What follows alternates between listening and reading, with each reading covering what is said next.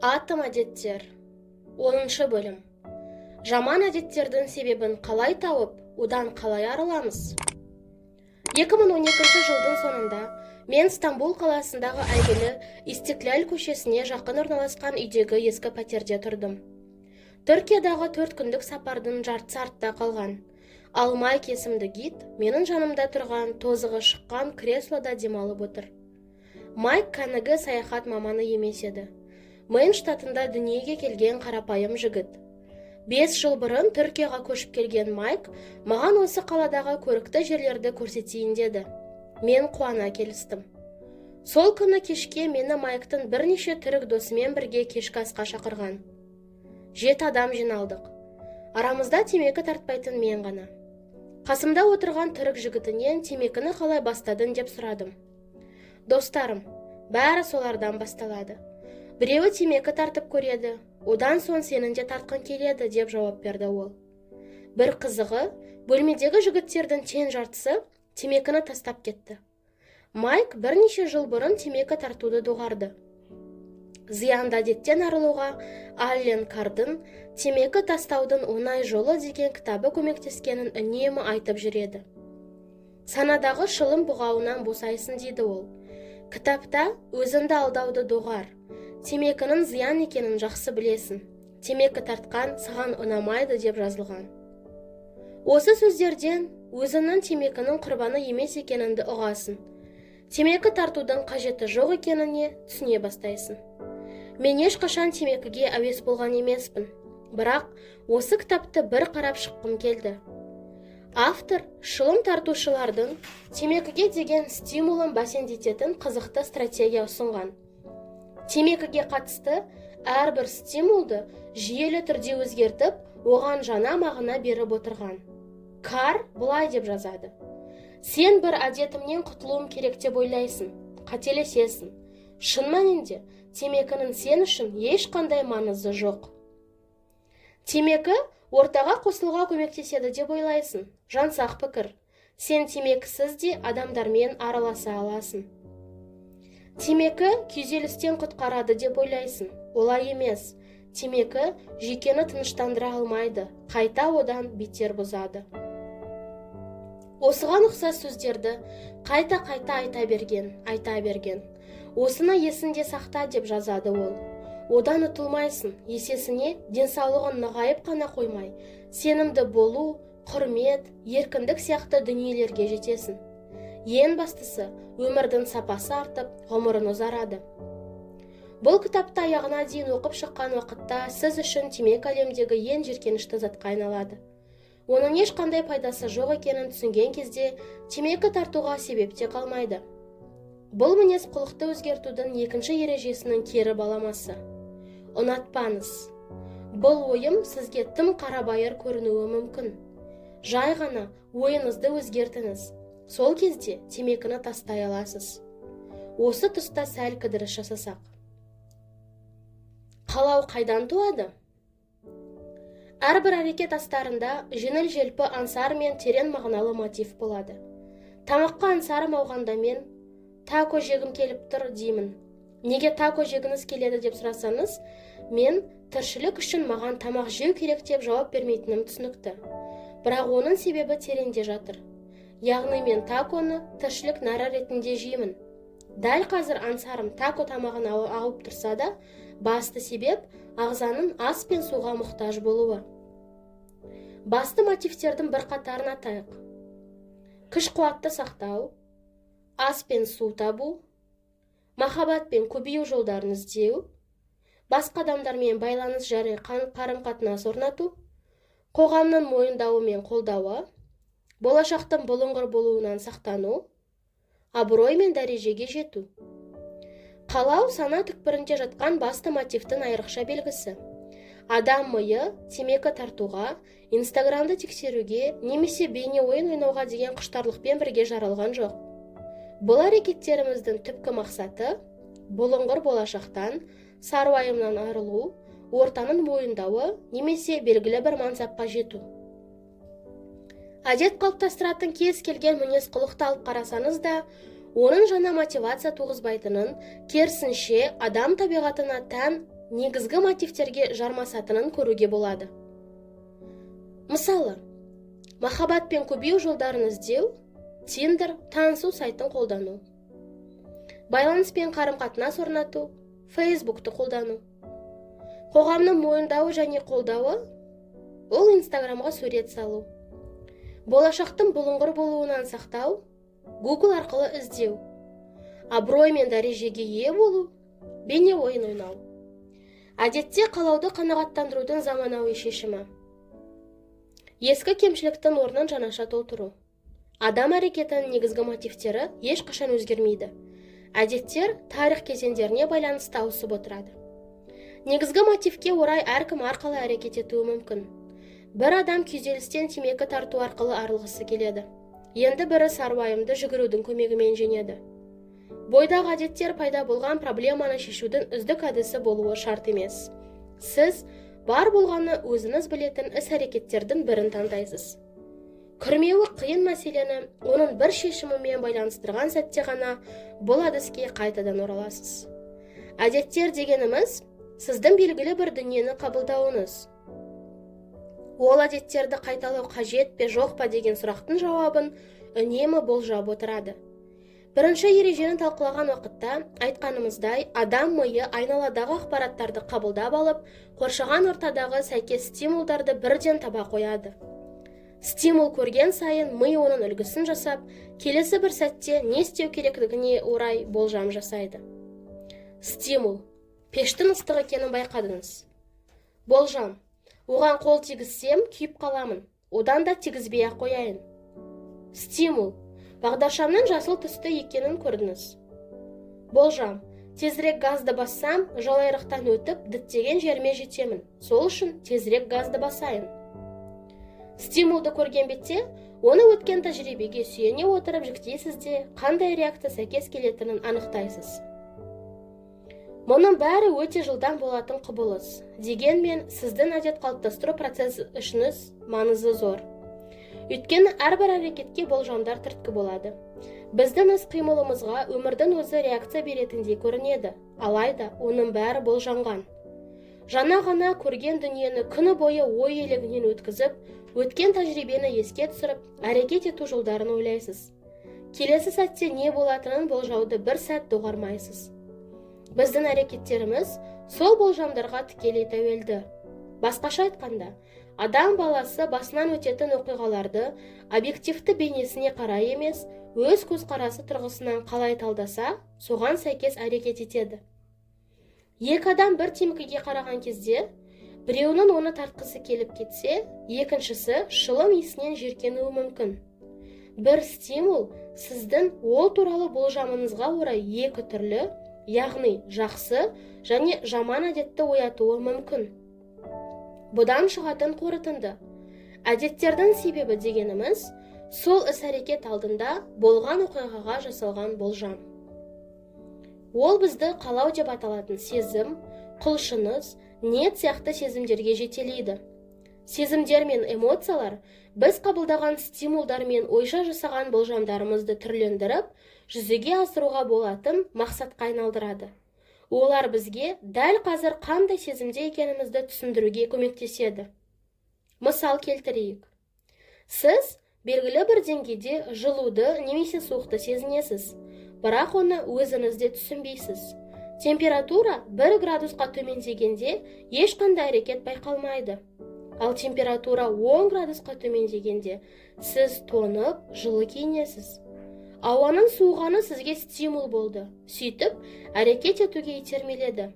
Сіз күннің суық екенін үнемі сезіп тұрасыз. Бірақ жылы киіну керектігіне орай болжам жасалғанда ғана нақты әрекетке көштіңіз. Қалау сізге бірдеңе жетіспей тұрғанын білдіретін сезім күйі. Ішкі күйіңізді өзгертуден туған қалау. Температура түскен уақытта денеңіз сезген суықтық пен оны жылы киімнің көмегімен өзгертуге болатын арасында айырма пайда болады. Дәл осы айырмашылық сізді әрекет етуге итермелейді. Қалау қазір қайда отырғаныңыз бен болашақта қайда болғыңыз келетін арасындағы айырма. Өзіңізді басқаша сезінуге мотивация беретін кішкене ғана әрекеттің өзі қазіргі күйіңізді өзгертуге итермелейді. Тамақты тойып жеп, темекі тартып, әлеуметтік желіні қостыңыз. Бұл жерде қатырлақ картоп, темекі, немесе әлеуметтік желідегі лайктар сіздің қалауыңыз бола алмайды. Сіз өзіңізді басқаша сезінгіңіз келгендіктен осы әрекеттерді жасадыңыз деген сөз. Адам сезімі мен эмоциясы қазіргі күйді сақтап қалу керек пе, әлде өзгеріс енгізген дұрыс па деген сұраққа жауап береді. Дұрыс шешім қабылдауға көмектеседі. Неврологтар адам сезімі мен эмоциясы әлсіреген уақытта шешім қабылдау қабілетінің нашарлайтынын анықтаған. Өйткені бізге жол нұсқайтын, әрекет етуге итермелейтін стимул жоғалады. Нейробиолог Антонио Дамасио бұны заттарды жақсы, жаман немесе қажетсіз деп бағалауға эмоция көмектеседі деп түсіндірген. Қорыта келе айтарым, сіздің ішкі қалауыңыз бен әдеттеріңізді негізінен түпкі мотивтер тудырады. Әдеттер мотивке жүгінген уақытта сіз оны тағы да қайталағыңыз келеді. Уақыт өте келе, сіз әлеуметтік желілерді қарау арқылы өзіңізді жақсы көруді, ал YouTube көру арқылы үрейді жеңуді үйренесіз. Әдеттер жағымды сезімдермен бірге қалыптасқан кезде ұнамды болады. Сонда ғана ол әдеттердің зиянын емес, пайдасын көре бастайсыз. Күрделі әдеттерді жеңілдету жолдары. Қалыптасуы қиын әдеттерді жағымды тәжірибемен байланыстыруды үйренген уақытта күрделі әдеттер ұнай бастайды. Бірақ ойлау жүйесіне азғантай өзгерту енгізу қажет. Мысалы, біз бір күнде осыншама іс атқарылуы тиіс деп болжаймыз. Жұмыстан кешікпеу үшін ерте тұру керек, бизнесте коммерциялық ұсыныс жасау үшін тағы бір рет қоңырау шалу керек, отбасыма кешкі ас әзірлеу керек. Ал енді сөйлемдердің ішіндегі бір ғана сөзді өзгертелік. Сіз керек демей, оның орнына істей аламын деп айтып көріңізші. Таңертең ерте тұра аламын, коммерциялық ұсыныс жасау үшін қоңырау соға аламын, отбасыма кешкі ас дайындай аламын. Бір ғана сөзді алмастыру арқылы сіз әрбір іс-әрекетке көзқарасыңызды өзгертесіз. Жұмысқа ауыр міндет ретінде қарауды доғарып, қолдан келетін шаруа ретінде қарай бастайсыз. Біз қарастырған екі нұсқа да шындыққа жанасады. Сіз оларды істеуге тиіссіз және сіз оны істей аласыз. Осы екеуінің қайсысын таңдасаңыз да, таңдаудың дұрыстығына дәлел табу қиын емес. Бірде мен мүгедек арбасына таңылған бір кісі туралы әңгіме естідім. Біреулер одан мүмкіндіктің шектеулі болғаны қиын ба деп сұрайды. Сонда әлгі адам, мүгедек арбасы менің мүмкіндігімді шектемейді. Қайта соның арқасында азатпын. Бұл арба болмағанда төсекке танылып, тіпті үйден де шыға алмас едім деп жауап беріпті. Ол өмірге деген көзқарасын осылай қалыптастыру арқылы болмысында өзгерткен. Әдеттен кемшілік іздемей, артық тұстарына басымдық беру мақсатында оларға басқа көзбен қарауды үйрену, ой сананы қайта қалыптастырудың, әдеттерді ұнамды етудің таптырмас жолы. Дене жаттығулары. Көпшілігіміз жаттығу жасауды қиын міндет деп есептейміз. Спорт жаттығулары күш қуатымызды сарқып, әбден шаршататын сияқты көрінеді. Дене жаттығуларына машықтарды дамытатын болмысты жаңа қырынан ашудың мүмкіндігі деп қараңыз. Таңертең жүгіруім керек деудің орнына, таңертең төзімді шыңдаймын, ширақ болуды үйренемін, сол уақыт таңертеңгі уақыт деп айтып көріңіз. Қаржы. Қаржы үнемдеу бір нәрседен бас тарту деген сөз. Үнем шектейді деудің орнына еркіндікке жол ашады деп есептеңіз. Оны мына бір қарапайым қағидамен түсіндірейін. Осы айда үнемдеген ақшаңыз келесі айда қомақты зат сатып алуға мүмкіндік береді. Медитация. 3 секундтан артық медитация жасап көрген кез келген адам айналадағы дыбыстарға алаңдай бастайтынын жақсы біледі. Сіз медитация үзіліп қалғанда ашуланбай, қайта бұны тыныс түзеуге берілген мүмкіндік деп қабылдаңыз. Алаңдағанда тұрған ештеңе жоқ. Өйткені мол тәжірибе жинақтау үшін жаттығуды бірнеше рет қайталаудың пайдасы зор. Ойын алдындағы қобалжу. Көпшілігіміз халық алдына шығып сөйлегенде немесе маңызды шараға қатысар алдында қобалжимыз. Жүрек қағысы жиілеп, денеміз тітіркене бастайды. Біз мұны жағымсыз сезім деп есептесек, бойымызды үрей билейді. Өзімізді жайсыз сезінеміз. Ал егер дәл осы қалпымызды ұнатсақ, оған икемделіп, еңсемізді түсірмеуге тырысамыз. Мұндай жағдайда мен қобалжып тұрмын деген сөйлемді мен тоқып тұрмын, ойымды жинақтау үшін адреналин бөлініп жатыр деген сөйлеммен алмастыруға болады. Ойды сәл ғана өзгерте салу сиқыр емес. Дегенмен, соның көмегімен белгілі бір әдетке немесе оқиғаға байланысты бастан кешірген сезімді өзгерте аласыз. Жақсы әдетке бір қадам жақындағыңыз келсе, мотивациялық рәсім жасаңыз. Ол үшін қалыптастыру керек әдеттерді өзіңіз ұнататын әрекетпен үздіксіз байланыстырып отыру керек. Азғантай мотивация алу үшін осы стимулды пайдалануға болады. Мәселен, төсек қатынасы қарсаңында үнемі бір әнді тыңдар болсаңыз, сол әнді тыңдаған сайын төсек қатынасы еске түседі. Оған дайындаларда осы әнді қосып қоюға болады. Питтсбургтік боксшы және жазушы Эд Латимор осы стратегияны қолданады, бірақ оны өзі білмейді.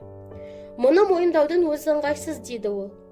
Бірақ жазуға отырғанда құлаққа киіп алсам, назарым мен зейінім шоғырланып, ойым жинақталады. Маған ол үшін музыка тыңдаудың да қажеті жоқ.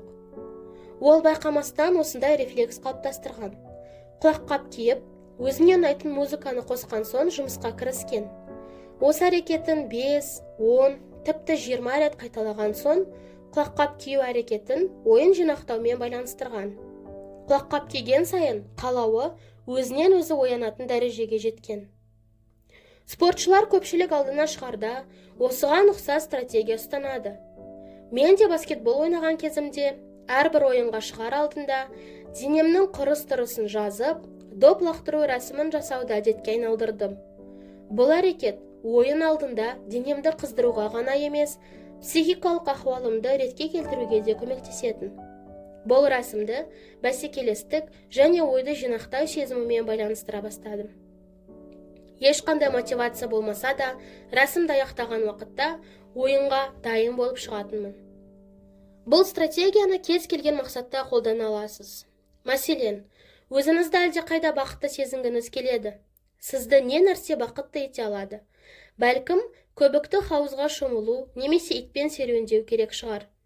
Осын анықтап алған соң, қай іс-әрекетті қашан жасайтыныңызды ойша жоспарлап алыңыз.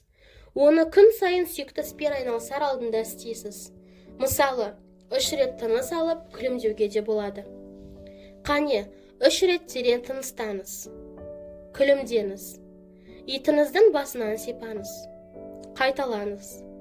Қайталаған сайын сіз терең тыныстау күлімдеу әрекеттерін жақсы көңіл күймен байланыстыруды үйренесіз. Бұл сіздің бақытты екеніңізді білдіретін стимулға айналады. Бір-бірімен байланысты іс-әрекеттерді белгілеп алған соң, көңіл күйді өзгерту керек уақытта дәл осы әрекеттерді қайталаңыз. Жұмыстан шаршадыңыз ба? 3 рет терең тыныс алыңыз, сосын күлімдеңіз. Мұнайып жүрсіз бе? 3 рет терең тыныстаңыз және күлімдеңіз.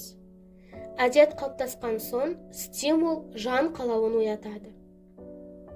Жаман әдеттердің себебін іздеу және арылудың басты жолы, онымен байланысты әрекеттерді еске түсіріп, соларды өзгертуге тырысу.